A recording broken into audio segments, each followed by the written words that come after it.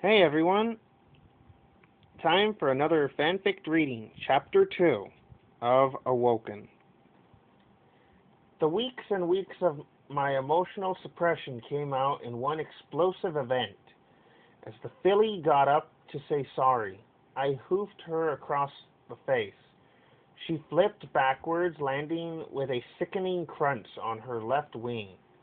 Her screams for mercy fell dead on my ears. As I moved in and began pummeling her, using both my rear hooves and my front ones to hit her repetitively. At one point, her shrill screeching made me stop. It sounded very much like the noise that Orange Pegasus had uttered as he was being ringed out all those weeks ago.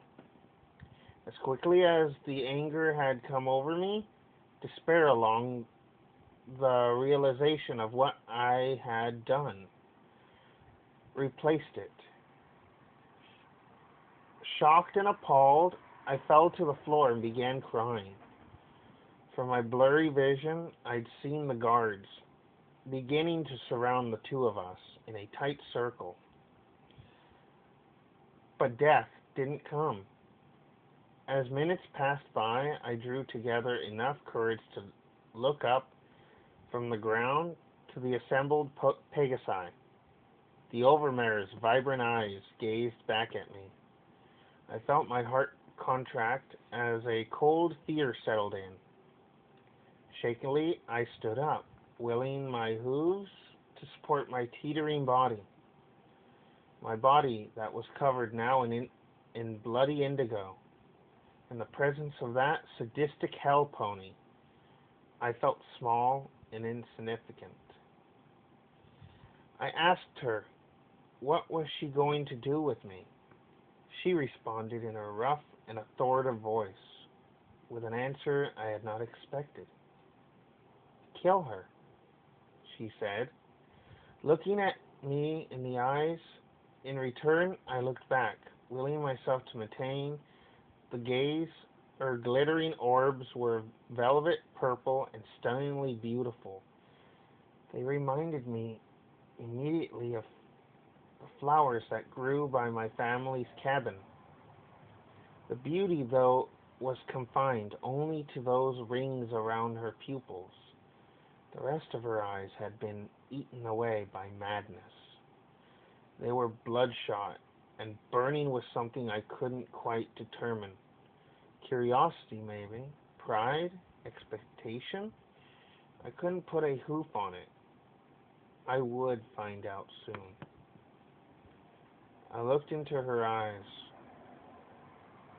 She continued, smiling slightly. Look and see the fear as you snuff out her worthless life. Do it now and prove to me that you're worth my decision. I asked her what her decision was. She smiled and secretly and then motioned with her chin as at the sobbing Pegasus. Do it now. She gave me her taser. Kill the bits with this. I grabbed the device and put it on.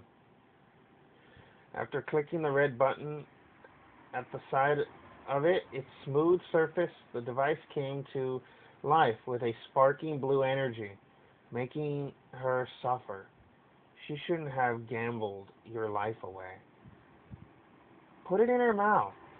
It's the closest way to her brain. All my attention had shifted onto the heaving Pegasus beneath me. I didn't say sorry. I stared her in the eyes, and there, surrounded by masked figures and a sadistic killer, I ended that filly's life by pushing a taser down her throat.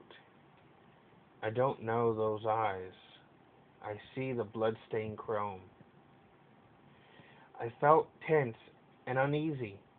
I couldn't stay in my bed. I had to move. I had to do something. Anything.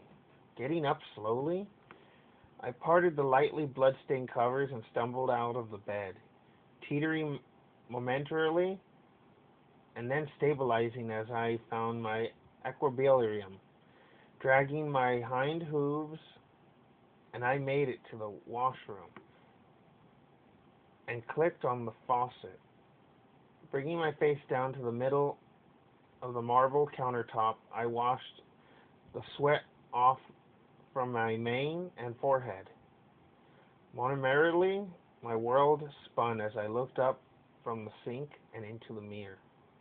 When I looked back at me was some pony I never really got to know. "You bastard," I murmured. Attempting to stare down the other Pegasus in the mirror, I lost eventually and resigned to simply gazing hateful at him. "You've made me do all this. It's not me. I wouldn't have committed these atrocities." I was talking out loud now. My voice was becoming maniacal. The Pegasus in the mirror did not respond to my accusations, choosing instead to smile mockingly.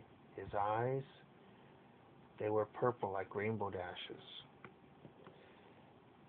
"No," I screamed, rearing up and shattering the mirror with my hind hooves. Shards of glass flew by me in a flurry, leaving thin grazed marks and cuts across my flank. "It's not." I caught myself in the middle of talking to the wall. What am I doing? I have to get a hold of myself. This is stupid. I'm not going insane. I'm not. Yanking out a few larger glass shards embedded in my hoof, I walked back to the sink. Taking a breath, I looked at the smooth chrome frame, the only thing that remained of the mirror. It was that freshly speckled with my very own blood. And then, there amongst the red and reflecting back to me on the metallic surface was that Pegasus again. I would never escape him. I realized I would never escape him because he was me. I slumped down in defeat and rested my chin on the cool surface of the sink. The grip of the sleep came over me soon after. I've stoked the fire, seen more pain than you can know. The tears of the broken have washed away my soul. A mere day after the brutal murder of the filly Pegasus, and to the others' greatest surprise, I was back under the domed roof again, doubling as a mechanic and floor supervisor. I remembered how surreal it felt for me at first day in the field, now how alien. A mere day ago, I was in the horseshoes of those I could now command.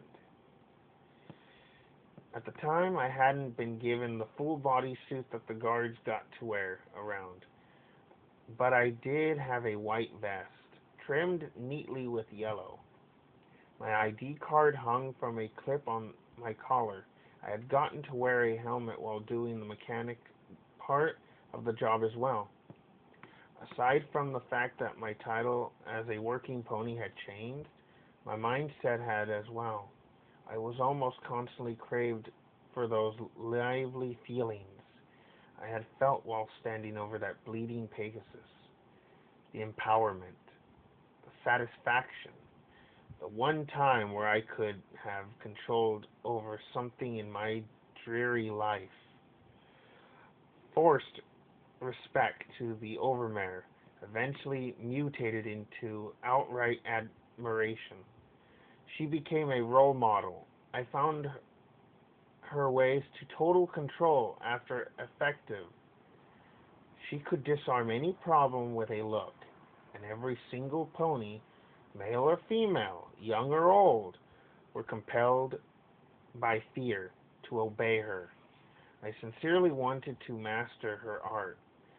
As I settled into my new position in the factory, I found myself striving more.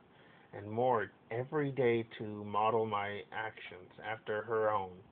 On the floor, I'd been ruthless, lashing out with my taser at the slightest falter, bucking those that were too slow. To my sickening satisfaction, I quickly gained a notorious reputation for being the pony to keep away from. This was success to me, a ruined concept of reality. I liked being feared, because as long as I was feared, I was in control, and I craved control more than anything else.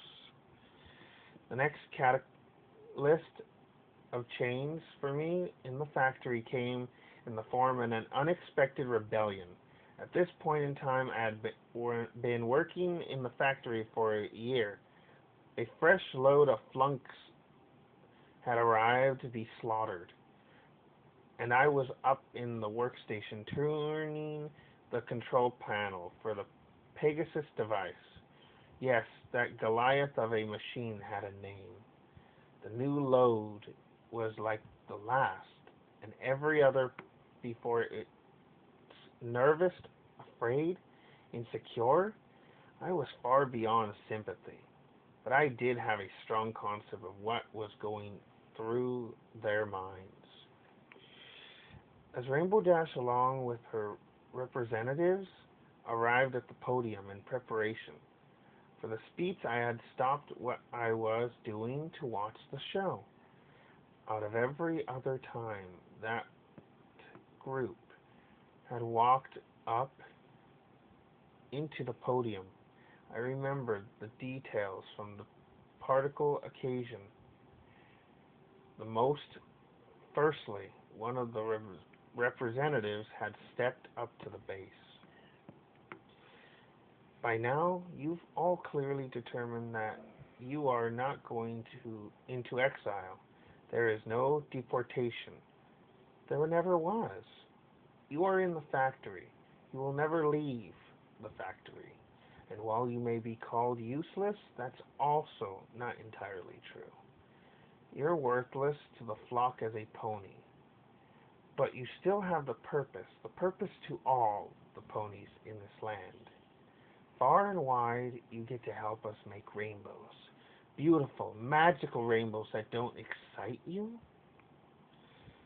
As unexpected it hadn't, in response to their reaction, I grinned briefly. My attention was drawn back to the crowd as one brave Pegasus, cotton candy pink, if I remember correctly, stepped to the front of the crowd. There was always one or two that stood up to the authority. They were usually the first to go. If only that pink filly realized that she was sealing her fate. Raising her head to look defiantly at the spoken pony, she had shouted to retort. How could you ever get away with this? How could Celestia or even Luna know about this and tolerate it? It's slavery. It's torture. I realized with a start that was a good question. Leaning in a bit more, I watched as the spokespony stepped down and Rainbow Dash stepped forwards. After looking over the audience, she spoke up and explained in that rough, authoritative voice of hers. 1,000 years ago, when Celestia banished Luna from Equestria and sent her to the moon, she was charged with three tasks. She was originally in charge of raising the sun, showering the land with rainbows, but the moon being an additional task, she had to hand down with the responsibility of rainbows. Celestia entrusted the Pegasi of Cloudsdale to make the rainbows for her. From then on, the first dozen years, we were given powerful unicorns to help create spectra. Spectra was pure pigment, pure color. Everything is full of spectra. But you can't just harvest it. You can never separate color from an object. So it was made artificially with magic. For a moment, Rainbow Dash paused to let her words soak in. A dense file of silence had fallen over the crowd as each and every pony registered the information. Then the overmare continued. Well, that's the end of Chapter 2.